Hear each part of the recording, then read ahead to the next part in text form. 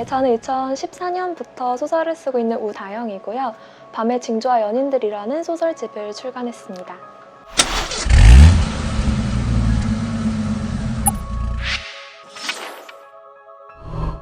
사실 소설가는 직업이라기보다는 상태라는 생각을 많이 하는데요. 누구나 세상이나 타인, 자기 자신에 대해서 좀 바라보고 그거에 대해 생각을 하고 그 생각에 대한 반응과 대응으로 살아가잖아요. 그런데 소설가는 그런 삶의 자연스러운 과정을 조금 더 구체적이고 독창적인 언어로 작업하는 사람들이라고 생각을 하고요. 그래서 좀 더 착실하게 삶을 살아갈 수 있는 것 같습니다. 그게 소설가라는 직업의 첫 번째 장점입니다. 재능이라는 게 지금 내가 재능이 있는지 아니면 지금은 없지만 미래에 재능이 생기게 될지 아니면 지나간 과거에 있었던 그것이 실은 재능이었을 수도 있잖아요. 그런 부분을 생각했을 때 재능은 자기 직업에 대해서 진지한 태도는 될 수 있지만 정답이 되기는 어렵지 않을까 생각합니다.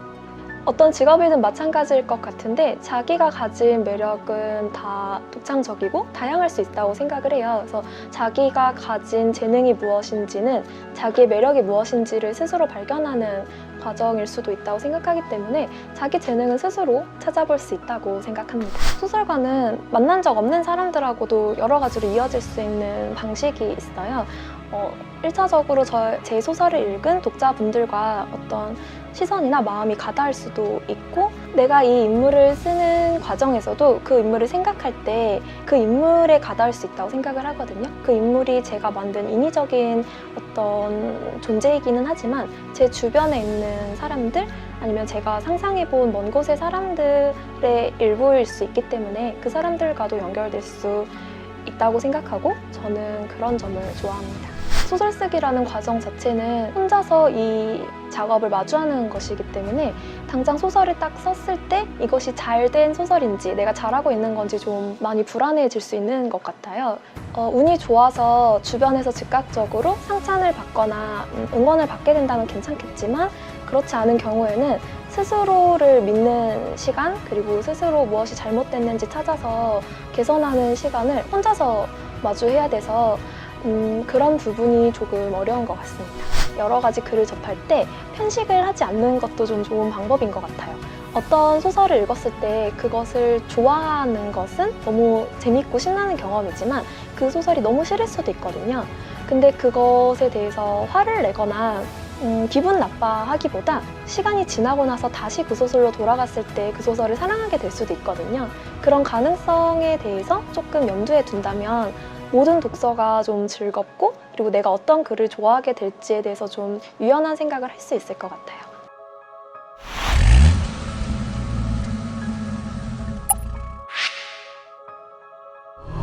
많이들 아시는 건 신춘문예나 문예지 신인상 같은 공모전을 통해서 나오는 등단제도일 수 있고 좀 다양한 루트로 요새 어떤 출판 산업이나 웹진 플랫폼 같은 곳에서 새로운 형태의 소설들이 많이 나오고 있어요.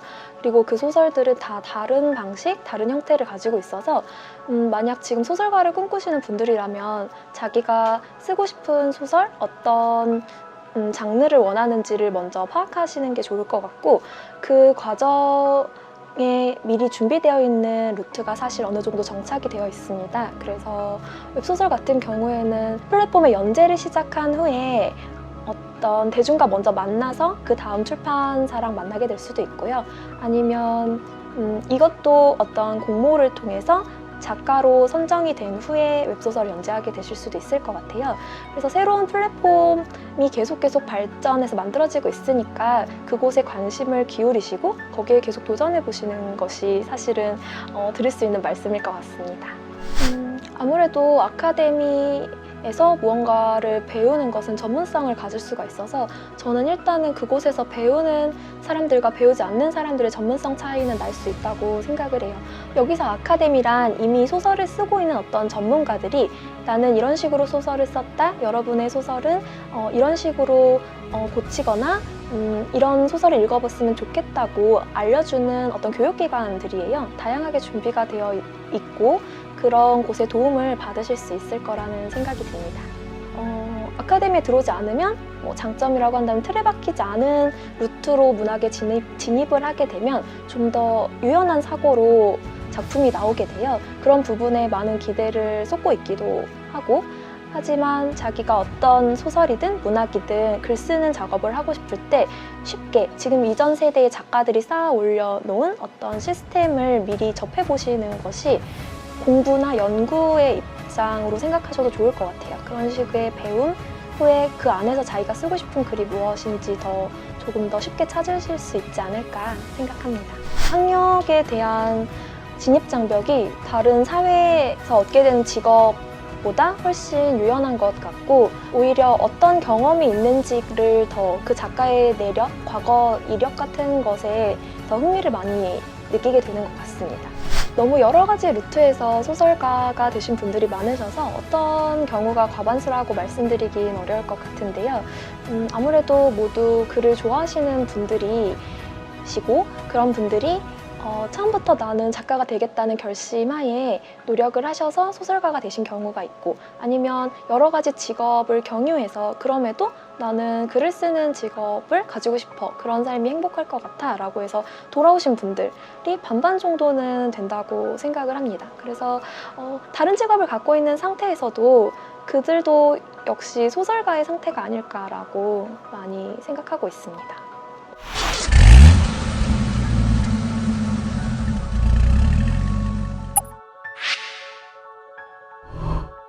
완벽하게 작가는 어떤 세상에 대한 것을 받아들여서 소설로 재현하는 상태, 위치라고 생각하는 작가들이 계시고, 다른 경우에는 세상을 어떤 필터링, 작가가 보는 여러 가지 겹을 돌아서 그것을 다시 재조합해내는 경우라고 보는 작가들이 있어요.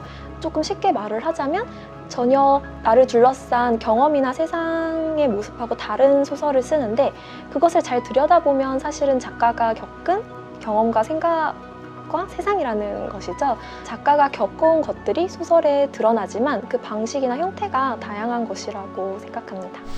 작업실을 원하는 작가분들이 많지만 작업실이 없는 경우에는 카페를 이용하시는 분들의 수도 굉장히 많고, 집에서 작업하시는 분들도 많아요. 저는 주로 집에서 작업을 하는데, 조금 여유가 있거나 기분을 내고 싶으면 사람들이 조금 있고 좀 책도 있고, 그런 공간에서 혼자 다른 세계, 그 나를 둘러싸고 있는 세계랑 다른 세계를 쓰고 있는 그 순간이 좋아서 그런 공간을 좀 선호하게 되는 것 같습니다. 소설은 아무래도 예술 계통이다 보니까 수익의 차이가 굉장히 커요. 여러 작가들의 수익의 차이가 클 수밖에 없고, 그걸 평균을 내는 건 의미가 없을 것 같고요. 이 분야에서 가장 큰 성공을 거두신 분들 같은 경우에는 책을 써서 버는 돈만이 아니라 여러 부가 수입이 있다는 걸 이해하신다면 많은 연봉을 받으시는 걸로 알고 있습니다. 장르의 차이도 있을 것 같은데, 순문학이라고 말할 수 있는 유명한 출판사에서 나오는 출판물들 같은 경우에는 베스트셀러가 된다면 100만 부 정도를 가장 큰 베스트셀러라고 생각한다면 그런 책으로 13억 정도의 인세를 받으시게 될 거예요. 그리고 거기에 추가로 작가의 강연비나 수업, 그리고 인터뷰 이런 비용들을 생각했을 때 아마 플러스 알파가 들어가는 정도일 것이고요. 웹소설 같은 경우에는 차이가 굉장히 큰데, 제가 아는 웹소설 작가분들 같은 경우에는 조금 평균적으로라도 억대 연봉을 버시는 걸로 알고 있습니다. 그래서 이것은 좀 좋은 경우들이고요. 평균적으로는 어떤 생계를 조금씩 유지할 수 있는 정도를 번다면 다행이라고 생각을 하고요. 안전하게 순수하게 글로만 버는 돈이 아니라 글을 쓰는 사람이 할 수 있는 일들이 있어요. 그 일까지 같은 직업으로 버는 수익의 과정이라고 한다면 일반적인 회사의 초봉 정도를 벌게 되는 것 같고, 상황이 좀 더 어렵다면 생계가 어려울 거라는 생각이 듭니다. 사실 소설이라는 것은 요새 너무 재밌는 것들이 많잖아요. 넷플릭스도 있고 만화, 웹툰도 있고, 그런 새로운 재밌는 것들에 비해서 소설을 읽는 사람들은 많이 줄어들고 있는 상태인데, 저의 어떤 낙관일 수도 있고 믿음일 수도 있다면 글, 텍스트 원본이라는 것이 이런 시대 안에서 다시 한번 여러 가지 형태로 발전할 수 있는 가능성들이 좀 있다고 생각하는데, 좀 구체적으로 말씀을 드리면 웹소설이 웹툰이 되고 웹툰이 영화화되는 요새 많이 나타나는 현상으로 인해서 오히려 영화나 웹툰만 보던 어떤 시장의 구매자들이 소설로 유입되고 있어요. 그러니까 독자가 되어가고 있는 것이고, 이것은 조금 상업적인 부분이고, 그런 어떤 글을 읽는 재미를 느끼신 많은 분들, 그리고 오히려 지금 현 상태에 반하는 방식이 글 읽기고 글쓰기인데, 그런 방향에서 글쓰기가 다시 도약할 수 있는 가능성이 있다고 생각을 합니다. 전혀 영상물이나 2차 저작물로 될 수 없는 소설도 분명히 존재하는데, 그런 소설의 재미, 그런 소설의 수요자들도 늘어날 수 있다고 기대하고 있습니다. 흔히들 소설가는 사람을 만나지 않고 골방에 틀어박혀서 혼자 글을 쓰는 사람이라고 생각을 많이들 하시는데, 그거는 직접 소설가를 만나본 적이 없으셔서 그런 생각을 많이 하시는 것 같고요. 굉장히 일반적인 삶을 살고 있습니다. 그냥 친구와 약속이 있고 나가서 사회생활을 하기도 하고 쇼핑을 하기도 하고요. 좋아하는 취미생활을 갖기도 하고요. 그 모든 그냥 일반적으로 살아가는 모든 경험들이 소설 쓰기에 녹아들기도 하고, 오히려 그 삶이 잘 형성되어 있을수록 소설이 좀 구체적이고 풍요로워지거든요. 그래서 만약에 소설을 쓰시게 된다면 자기 삶을 잘 가꾸는 것이 1순위지 않을까 생각합니다. 소설가도 생각과 다르게 체력이 굉장히 좋아야 하고요. 그 체력을 유지하기 위해서 운동과 자기 관리가 꽤 많이 필요합니다. 달리기를 하시는 분들이 아주 많고요. 스쿼트를 권장한 어떤 소설가 인터뷰가 최근에 화제가 됐었는데, 모두가 거기에 동의하는 바입니다. 그래서 소설 쓰는 데는 굉장히 많은 에너지와 장시간의 노동이 필요하기 때문에 사실은 건강한 사람이 좋은 소설을 쓸 수 있는 것 같습니다.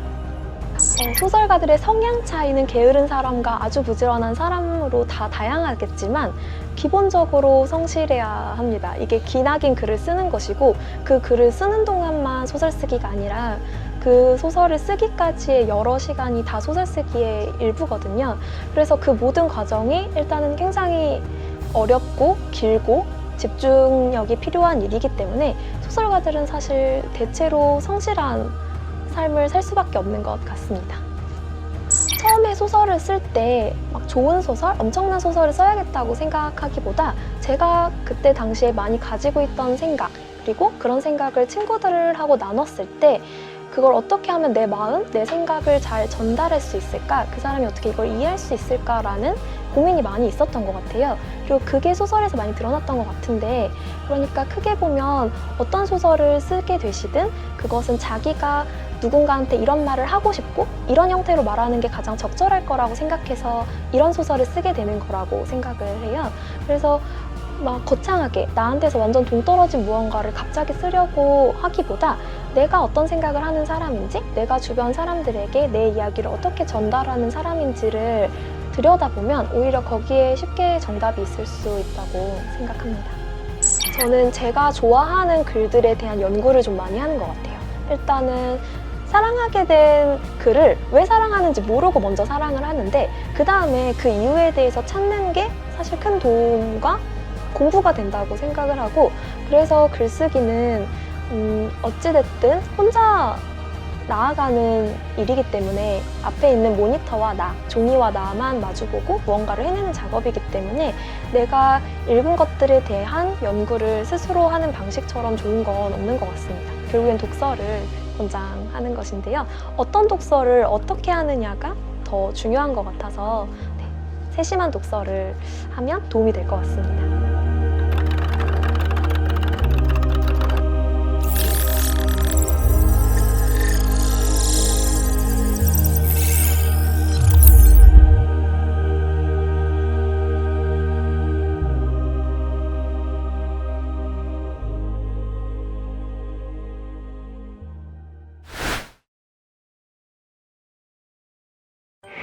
소설가라는 직업을 꿈꾸시는 분들도 마찬가지겠고, 어떤 직업을 꿈꾸시는 분들에게도 다 해당될 것 같은데요. 자기가 지금 꿈꾸는 이 직업이 진짜 내가 하고 싶은 직업인가? 라고 조금 혼란스러울 수 있어요. 하지만 거기에 대해서 능동적인 어떤 선택을 계속 해나가야 할 텐데, 그 선택이 좋은 선택일 수도 있고 당장 나에게 아주 안 좋은 결과를 가져다주는 선택일 수도 있을 텐데 먼 미래의 관점에서 보면 그 실패했던 어떤 선택들도 결국에는 나의 발전의 일부가 될 것 같아요. 그러니까 두려워하지 않고 내가 하고 있는 선택들을 좀 믿고 자신 있게 앞으로 나아가셨으면 좋겠습니다.